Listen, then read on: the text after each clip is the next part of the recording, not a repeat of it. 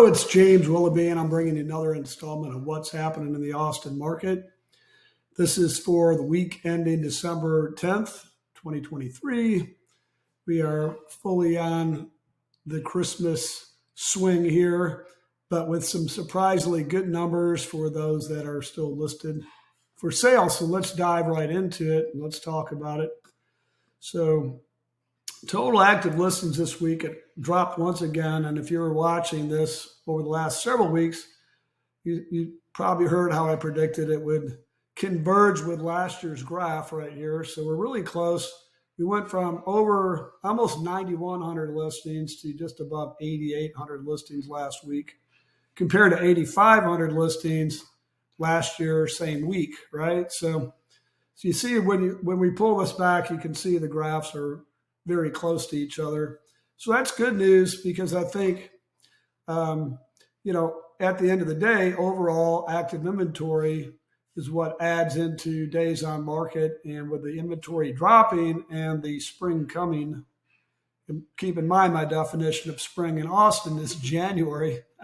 It's a spring market for real estate, but it might get cold. Who will see? We'll see. This week, new active listings versus new pending listings.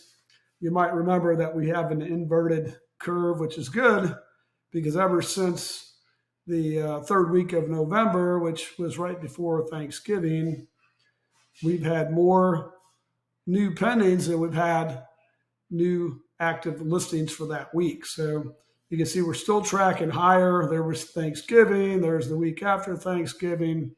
Last week we had 608 pendings versus 501. So we're actually running at a higher pace than they're coming on, which is why that the overall inventory is going down. So when you do all the math, that equals weeks of inventory, okay, or absorption rate, as a lot of people like to call it, which is if everything sells that's on the market right now, how many weeks would it take to sell it all?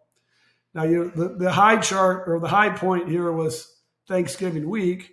Then it dropped down. It went up ever so slightly the last week. So we only have 14.5 weeks of inventory, which is for this time of the year is actually kind of low. And you can see at the beginning of this year, once we got into January, you see how it dropped way down because people tend to not list their homes in December or January for that matter, which means that we're going to hit, starting in the first week of February, we're going to hit some super low weeks of inventory numbers. And that's when buyers are coming back out. So it ought to be an interesting spring.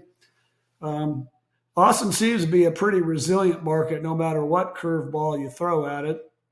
I know that we obviously had a market adjustment from a year and a half ago, but keep in mind how we got to that place. Unprecedented increase in pricing due to COVID and all that sort of stuff. But if you take all that away and look at Austin, even through the Great Recession, we were very resilient as far as sales and prices and so forth. So that's the good news. And further to make that good news even better, and I know this because both of my sons are buying homes right now. Oops, clicked the wrong thing there. So we want to look at, what's happening in terms of interest rates. So this is the 1-year chart here. Now you remember they peaked several weeks ago at almost 7.8%. And then every week since then, they've gone down. So you can see that that's been good. Now they're hovering right at 7% for the 30-year fixed. And the trend is still downward. And there's positive economic news that we'll have a little bit lower rates in the spring. So if you're selling in the spring, this is going to be a good spring for you. If you're buying in the spring, you're going to get some relief from mortgage interest rates and whatnot. But you may want to start looking right now as opposed to waiting until the spring if you're a buyer. And so this is a good site to look at when you're looking at the overall national picture. This is the Freddie Mac website. And that's going to be it for this week. We'll talk more next week about what I predict for next year. Right now, it's looking pretty rosy. So until that time, have a good week. Call us with any questions you have, or if you're looking for an updated market analysis on your home or just what the general vibe is in your area, we'd like to hear from you. Thanks so much. We'll talk to you soon.